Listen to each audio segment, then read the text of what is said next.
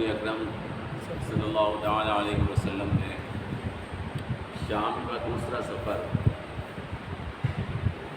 25 سال کی عمر میں کیا۔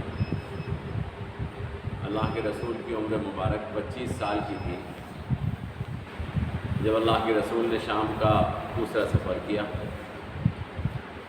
اور یہ سفر حضرت خدیجہ رضی اللہ تعالی عنہا جو حضور کی زوج مطہرت ابھی نہیں ہوئی تھی اس کے بعد میں ہوگی، کیونکہ انہوں نے حضور کا مکہ میں ذکر سنا تھا کہ بہت ایماندار اور بڑے سچے ہیں، اور حضرت خدیجہ کے والد کا انتقال ہو گیا تھا۔ حضرت خدیجہ اپنے والد کے پورے کاروبار کے اوپر مالک تھی، اور ان کو ایماندار لوگوں کی ضرورت تھی جو کاروبار ان کا چلا سکیں، تو انہوں نے حضور کو پیشکش کی کہ اگر آپ میرا سامان تجارت دے جائیں تو میں آپ کو اپنے تجارت میں حصے دار اور پارٹنر بنا لوں۔ تو انہوں نے حضور کو پیشکش کی، اللہ کے رسول نے ان کی پیشکش قبول کر لی، اور آپ حضرت خدیجہ کا سامان تجارت دے کر ملک شام گئے تھے۔ میسرہ حضرت خدیجہ کے غلام وہ ساتھ میں تھے۔ اس کاروبار میں، اس تجارت کے سفر میں بہت نفع ہوا۔ حضرت خدیجہ اس سے بہت خوش ہوئی۔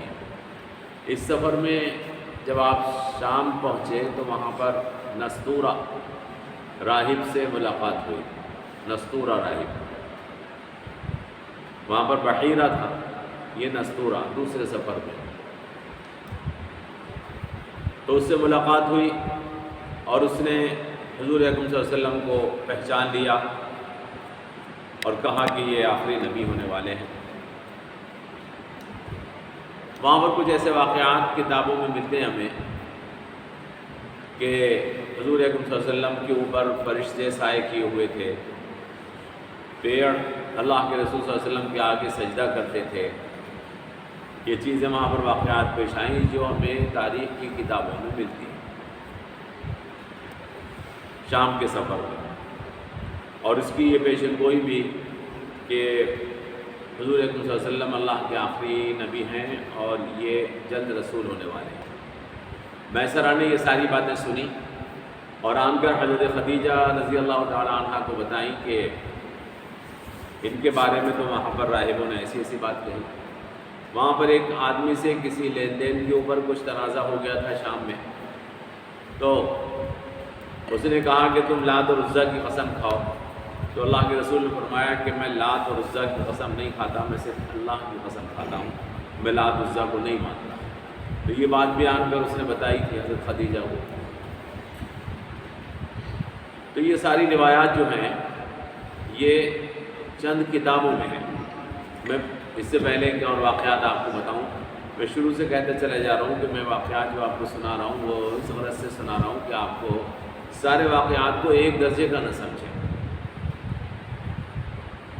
تو یہ واقعات جو بیان کیے ہیں وہ 3 مورخین ہیں یا 3 سیرت نگار ہیں، ایک واقدی اور موسیٰ ابن عقبہ اور محمد ابن اسحاق۔ یہ 3 سیرت نگار ہیں، واقدی، موسیٰ ابن عقبہ اور محمد ابن اسحاق۔ انہوں نے اپنی کتابوں میں یہ واقعات نقل کیے ہیں۔ تو پہلے آپ یہ سمجھ لیجئے کہ یہ جو سیرت نگار ہیں جنہوں نے حضور کی سیرت کی کتابیں لکھی ہیں یہ کون ہیں اور ان کی کیا حیثیت ہے، تو ان کے بارے میں تھوڑا سا میں آپ کو بتا دوں۔ موسیٰ ابن عقبہ جو ہیں وہ حضرت زبیر ابن عوام، حضرت زبیر ابن عوام کا نام آپ نے سنا ہوگا، صحابی رسول ہیں، جلیل القدر ہیں، حضور اکرم صلی اللہ علیہ وسلم کے قریبی رشتہ دار ہیں۔ زبیر ابن عوام کے خاندان کے آزاد کردہ غلام ہیں موسیٰ ابن عقبہ۔ میں اس لیے آپ کو یہ چیز بتا رہا ہوں کہ جب میں آگے تاریخ سناؤں گا تو آپ کو پتہ رہنا چاہیے کہ ان لوگوں نے یہ روایت بیان کی ہے تو ان کی کیا حیثیت ہے۔ تو یہ زبیر ابن عوام کے خاندان کے آزاد کردہ غلام ہیں اور تابعی ہیں۔ امام مالک اور سفیان ابن عیینہ اور حضرت عبداللہ ابن مبارک نے ان سے حدیث میں روایتیں لی ہیں۔ یعنی ان کو راوی بنایا ہے۔ ان کی سنائی ہوئی حدیثیں موسیٰ ابن عقبہ کی ان لوگوں نے لی۔ 141 ہجری میں ان کا انتقال ہوا ہے، 141 ہجری میں، یعنی حضور اکرم صلی اللہ علیہ وسلم کے تقریباً 131 سال کے بعد ان کا انتقال ہو گیا تھا۔ حدیث کی کتابوں میں ان کی روایتیں موجود ہیں۔ کتاب المغازی نام کی ایک کتاب ان کی طرف منسوب کی جاتی ہے کہ انہوں نے کتاب المغازی ایک کتاب لکھی تھی، لیکن وہ کتاب دنیا میں کہیں دستیاب نہیں ہے۔ آج دنیا میں اس نام کی کتاب المغازی موسیٰ ابن عقبہ کی کوئی کتاب موجود نہیں ہے۔ ہاں، مختلف سیرت کی کتابوں میں موسیٰ ابن عقبہ اور کتاب المغازی کے حوالے ملتے ہیں کہ انہوں نے یوں فرمایا، لیکن یہ نہیں پتہ کہ اس کتاب میں وہ روایات موجود ہیں کہ نہیں، لیکن ان کے نام سے بیان کی جاتی ہیں۔ متفرق روایات ہیں جو الگ الگ کتابوں میں ملتی ہیں، پرانی کتابوں میں ملتی ہیں، نئی کتابوں میں۔ دوسرے آدمی جن کی کتابیں زیادہ تر سیرت کی کتابوں میں جن کے حوالے لیے جاتے ہیں وہ محمد ابن اسحاق ہیں۔ یہ تو موسیٰ ابن عقبہ کے بارے میں بتایا آپ کو۔ دوسرا محمد ابن اسحاق ہیں۔ محمد ابن اسحاق ابن یسار مطلبی ان کا پورا نام ہے، محمد ابن اسحاق ابن یسار مطلبی۔ یہ بھی تابعی ہیں، مدینے کے رہنے والے تھے۔ سیرت کی کتابیں انہوں نے بھی لکھی ہیں۔ جمہور ان کو مستند مانتے ہیں اور یہ کہتے ہیں کہ ہاں یہ معتبر آدمی ہے۔ امام مالک ان کو معتبر نہیں مانتے، امام مالک نے ان کے اوپر جرح کی۔ امام دارقطنی جو حدیث کے بڑے امام ہیں وہ بھی ان کو معتبر نہیں مانتے۔ امام مالک تو ان کو جھوٹا کہتے ہیں، محمد ابن اسحاق کو امام مالک کہتے ہیں جھوٹا آدمی ہے۔ امام دارقطنی ان کو معتبر مانتے ہیں۔ امام بخاری ان سے حدیث نہیں لیتے، ان کی سنائی ہوئی حدیث کو اپنی کتاب میں نہیں لیتے۔ اصحاب السنن ایک حدیث کی کتاب ہے سنن، وہ ان کی حدیث کی کتاب حدیث ان کی لے لیتے ہیں۔ امام مسلم بھی ان سے حدیث نہیں لیتے۔ امام مالک، امام مسلم، امام بخاری ان سے کوئی حدیث نہیں لیتا محمد ابن اسحاق سے، لیکن ان کی کتابیں ہیں۔ مغازی ابن اسحاق ان کی کتاب کا نام ہے، مغازی ابن اسحاق، لیکن مغازی ابن اسحاق نام کی کوئی کتاب ابھی ملتی نہیں۔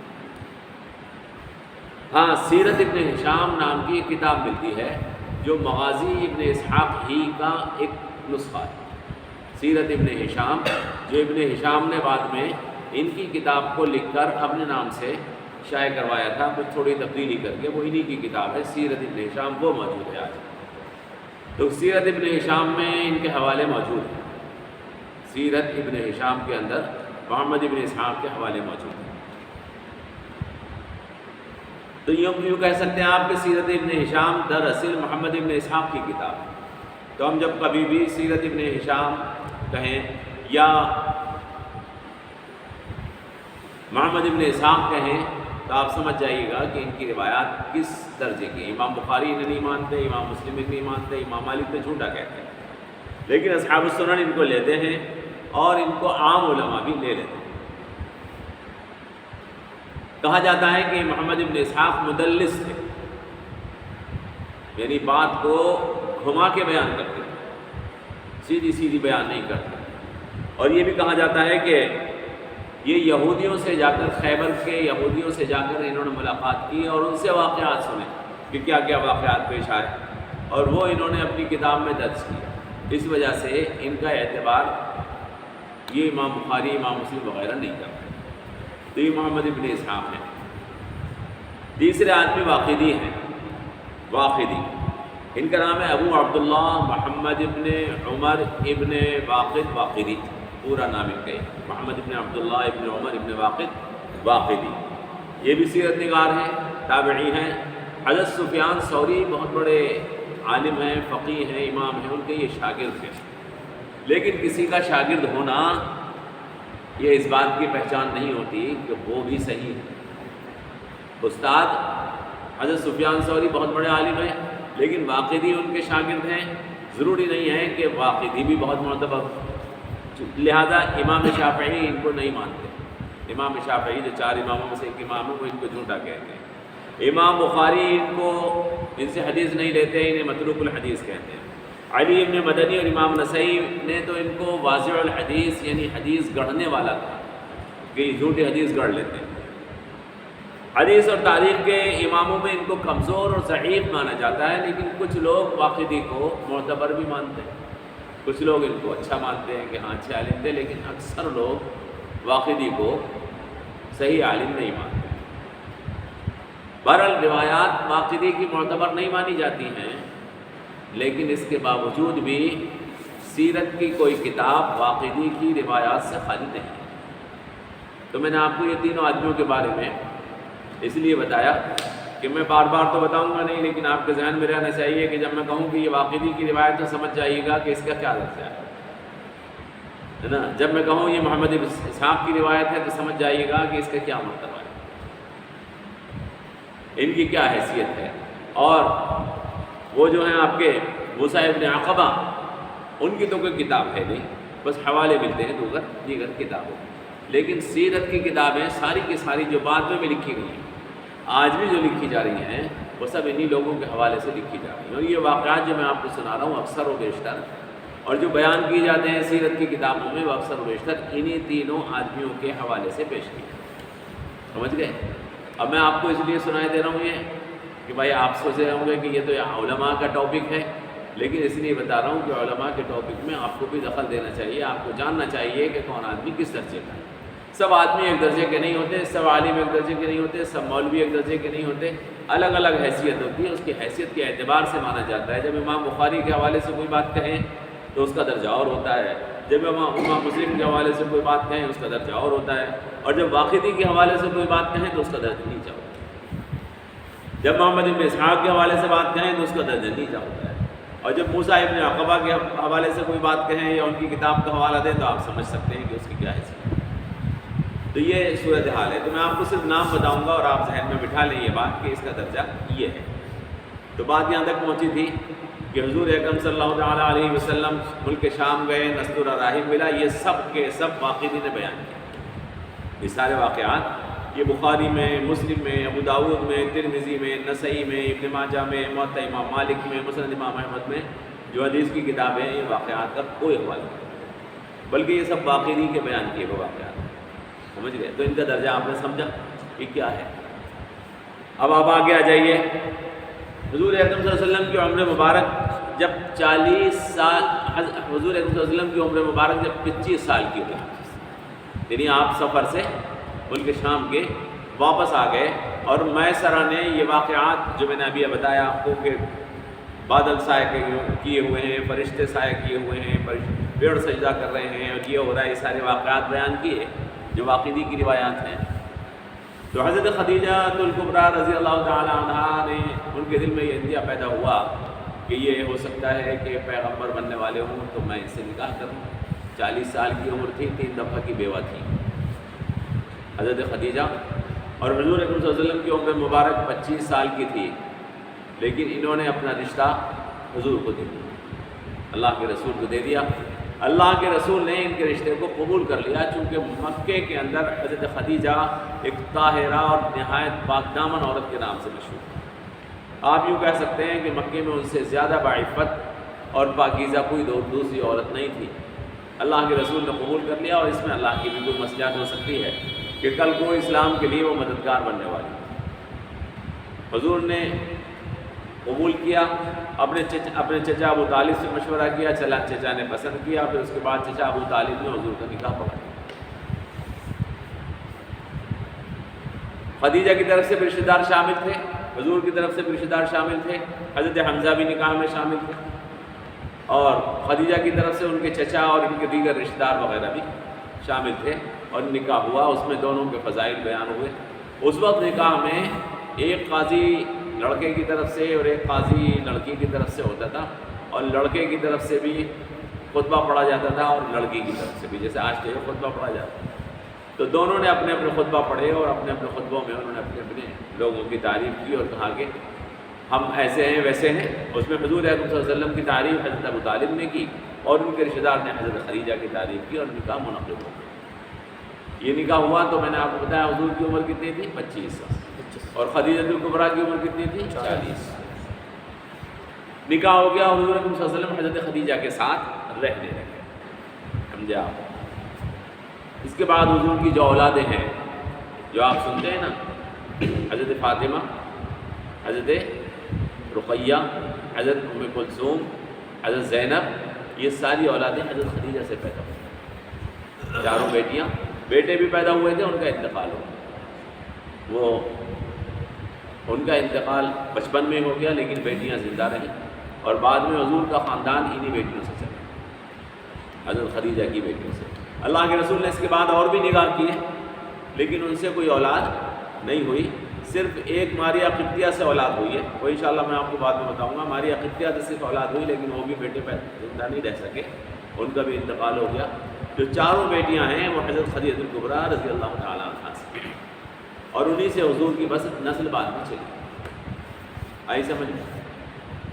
اب یہاں پر ایک حضور اکرم صلی اللہ علیہ وسلم کی عمر مبارک جب 35 سال کی تھی، آپ رہنے لگے ان کے ساتھ، آپ کی عمر مبارک 35 سال کی تھی، تو ایک واقعہ اور ملتا ہے، وہ یہ ملتا ہے کہ خانہ کعبہ کی تعمیر ہو، خانہ کعبہ منہدم ہو گیا تھا، گر گیا تھا۔ خانہ کعبہ کی تعمیر 5 مرتبہ ہوئی ہے، خانہ کعبہ کی تعمیر 5 مرتبہ ہوئی ہے۔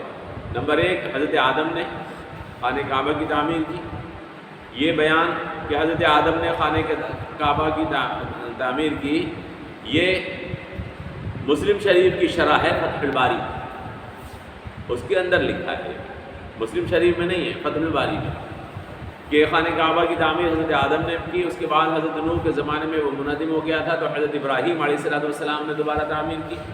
تیسری مرتبہ جو خانہ کعبہ کی تعمیر ہوئی وہ حضور کے زمانے میں ہوئی، جب حضور کی عمر 35 سال کی، اور چوتھی مرتبہ جو خانہ کعبہ کی تعمیر ہوئی ہے، چوتھی مرتبہ خانہ کعبہ کی تعمیر وہ حضور اکرم صلی اللہ علیہ وسلم کے زمانے کے بعد ہوئی ہے نا۔ چوتھی مرتبہ خانہ کعبہ کی تعمیر جو ہوئی ہے وہ عبداللہ ابن زبیر نے کی، عبداللہ ابن زبیر نے، اور وہ زبیر ابن عوام میں نام بتایا تھا نا آپ کو، ان کے بیٹے عبداللہ جو بعد میں مکے کے گورنر بنے۔ اور 5ویں مرتبہ جو خانہ کعبہ کی تعمیر ہوئی ہے وہ حجاج ابن یوسف نے کی، حجاج ابن یوسف جو ظالم بادشاہ تھا اس نے کی۔ یہ 5 مرتبہ خانہ کی کعبہ کی تعمیر ہوئی ہے، اور یہ جو حضور اکرم صلی اللہ علیہ وسلم کا واقعہ بیان کیا جاتا ہے یہ تیسری مرتبہ خانہ کعبہ کی تعمیر ہو رہی تھی۔ تمام عرب کے قبائل اس تعمیر میں شامل تھے، لیکن جھگڑا پیدا ہو گیا حجر اسود کو رکھنے کے بارے میں کہ حجر اسود کون رکھے گا، تلواریں نکل آئیں، آپس میں لڑنے لگے لوگ، کچھ لوگوں نے بیچ میں پڑھ کے بیچ بچاؤ کرایا اور یہ طے کیا کہ کل کو سب سے پہلے جو حرم میں آئے گا اس سے ہم اپنا فیصلہ کر رہے ہیں، کیونکہ ایک بات کے اوپر متفق ہو جاؤ کہ یہ حجر اسود جگہ پہ کون رکھے۔ چنانچہ لوگ بیٹھ گئے چھپ کے یہ دیکھنے کے لیے کہ کون آئے گا سب سے پہلے، تو سب سے پہلے حضور اکرم صلی اللہ علیہ وسلم آئے وہاں پر، اللہ کے رسول صبح کو آئے، تو سب اس بات کے اوپر راضی ہو گئے کہ ہاں محمد صلی اللہ علیہ وسلم امین ہیں، صادق ہیں، سچے ہیں، ایماندار ہیں، یہ جو بات بھی کریں گے وہ ٹھیک ہوگی، ہم ان کے فیصلے پر راضی ہیں۔ چنانچہ حضور اکرم صلی اللہ علیہ وسلم کے سامنے بات رکھی گئی کہ ایسے سے ہمارے درمیان جھگڑا ہے اور ہم یہ چاہتے ہیں کہ آپ اس سلسلے میں کوئی فیصلہ فرما دیں۔ حضور اکرم صلی اللہ علیہ وسلم نے فرمایا کہ تو پھر فیصلہ یہ ہے کہ ایک چادر لاؤ، آپ نے حجر اسود جہاں سے اٹھا کے لانا تھا اس چادر کے اوپر رکھ دیا، اور فرمایا کہ جتنے قبائل ہیں سب اس چادر کو پکڑ لو، سب لوگ چادر لے کر چلے۔ پھر حرم کے پاس وہ چادر آ گئی جس پہ حجر اسود رکھا ہوا تھا، پھر حضور نے ارشاد فرمایا کہ اگر تم لوگوں کی اجازت ہو تو میں اس کو دیوار میں رکھ دوں، جس جگہ رکھنا ہے اٹھا کر، تو سب لوگوں نے اجازت دے دی کہ ہاں آپ ہماری طرف سے اس کو رکھ دیں، تو حضور نے اٹھا کر وہاں پر اس کو رکھ دیا اللہ کے رسول صلی اللہ علیہ وسلم نے، اور یوں یہ جھگڑا ختم ہو گیا۔ اور اب عرب جو آپس میں سارے قبائل لڑنے کے لیے تیار تھے پھر وہ شیر و شکر ہو گئے اور سب متفق ہو گئے۔ یہ واقعہ تاریخ کی کتابوں میں لکھا ہے، اور اس کی زیادہ تر تفصیلات فتح الباری میں، فتح الباری کے اندر اس کی تفصیلات ہیں، اور فتح الباری نے یہ تفصیلات انہی تینوں آدمیوں کے حوالے سے، میں نے آپ کو جو بتایا واقعی موسیٰ ابن عقبہ اور محمد ابن اسحاق کے حوالے سے ہی یہ تفصیلات وہاں پر لکھی۔ تو یہ واقعات حضور اکرم صلی اللہ علیہ وسلم کے جو پیش آئے یہ 35 سال کی عمر ہوتی۔ پھر اس کے بعد کیا ہوتا ہے، اللہ کے رسول صلی اللہ علیہ وسلم آگے چلتے رہے۔ مکے کے اندر اس سے یہ تو معلوم ہو گیا لوگوں کو کہ یہ ایک نہایت ایماندار، معزز اور محترم شخصیت ہیں، اور آپ کو بھی معلوم ہو گیا کہ نبوت سے پہلے اللہ کے رسول کا رتبہ اور مرتبہ کیا تھا۔ کوئی ایسے غیر معروف آدمی نہیں تھے اللہ کے رسول، بلکہ آپ کی ایمانداری، آپ کی صداقت کے اوپر سب لوگ مطمئن تھے، اور سب اللہ کے رسول کو ایماندار اور سچا مانتے تھے۔ اس کے واقعات کئی شاہد ہیں جو اللہ کے رسول کی زندگی میں نبوت کے اعلان سے پہلے پیش آئے۔ اس کے بعد یہ ہوتا ہے کہ جناب رسول اکرم صلی اللہ تعالیٰ علیہ وسلم کو خواب آتے تھے، خواب اللہ کے رسول کو آتے تھے، اچھے اچھے خواب آتے تھے۔ یہ خواب والی جو حدیث ہے یہ بخاری میں بھی ہے، خواب والی حدیث کہ اللہ کے رسول کو نبوت کے اعلان سے پہلے خواب آتے تھے۔ اور خوابوں کے سلسلے میں آپ کو میں نے ایک دفعہ بتایا تھا، میں دوبارہ بتا دیتا ہوں۔ خواب سچے ہوتے ہیں اور جھوٹے بھی ہوتے ہیں، لیکن جو لوگ جتنے سچے ہوتے ہیں ان کے خواب اتنے ہی سچے ہوتے ہیں، اور جو لوگ جھوٹے ہوتے ہیں ان کے خواب بھی جھوٹے ہوتے ہیں۔ اگر کوئی آدمی جھوٹ بولتا ہے تو اس کو سچا خواب نہیں ہے، اور اگر آدمی کوئی سچا ہوتا ہے، اسی لیے خواب سب ایک درجے کے نہیں ہوتے، آدمی کے کردار کے اعتبار سے خواب کی تعبیر دی جاتی ہے۔ ایسا نہیں ہے کہ کسی نے خواب دیکھ لیا اب ہم دیکھیں گے یہ حرام کھاتا ہے، جھوٹ بولتا ہے، گناہ گار ہے، تو اس کا خواب کوئی وحی ہو جائے گا، نہیں، اس کا خواب جھوٹا ہو سکتا ہے۔ اور ایک آدمی عالم ہے، دیندار ہے، متقی ہے، پرہیزگار ہے، حرام سے بچتا ہے، گناہ جھوٹ سے بچتا ہے، وہ خواب دیکھ رہا ہے، اس کے خواب کی حیثیت دوسری ہے۔ تو حضور اکرم صلی اللہ تعالیٰ علیہ وسلم نے حدیث پاک میں ارشاد فرمایا، وہ بھی بخاری میں حدیث ہے کہ خواب وحی کا 40واں حصہ ہے، وحی کا 40واں حصہ، تو خواب سچا ہوتا ہے، خواب، لیکن سچے لوگوں کا خواب سچا ہوتا ہے۔ حضور اکرم صلی اللہ تعالیٰ علیہ وسلم کو نبوت سے پہلے خواب آتے تھے اور سچے خواب ہوتے تھے۔ آپ رات میں خواب دیکھتے تھے اور صبح کو صحیح ہو جاتا تھا، بالکل۔ بخاری کے الفاظ کیا ہیں وہ میں آپ کو سناؤں۔ بخاری کے الفاظ ہیں،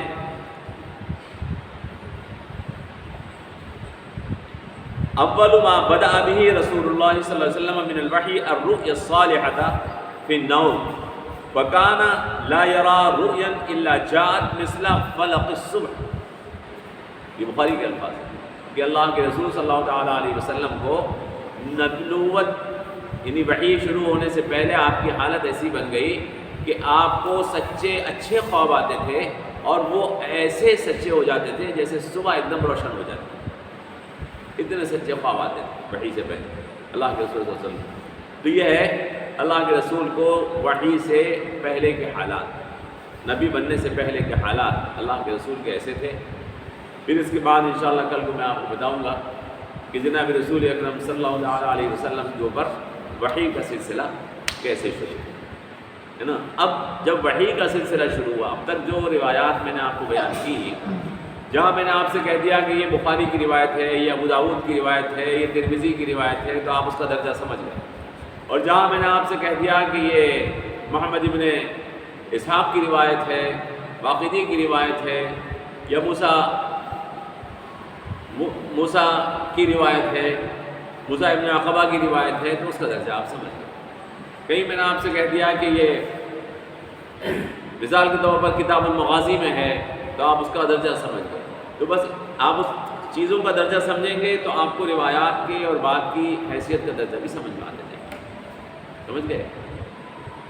کوئی سوال ہو تو یہ بادشاہ تھے جو خانہ کعبہ کی تعمیر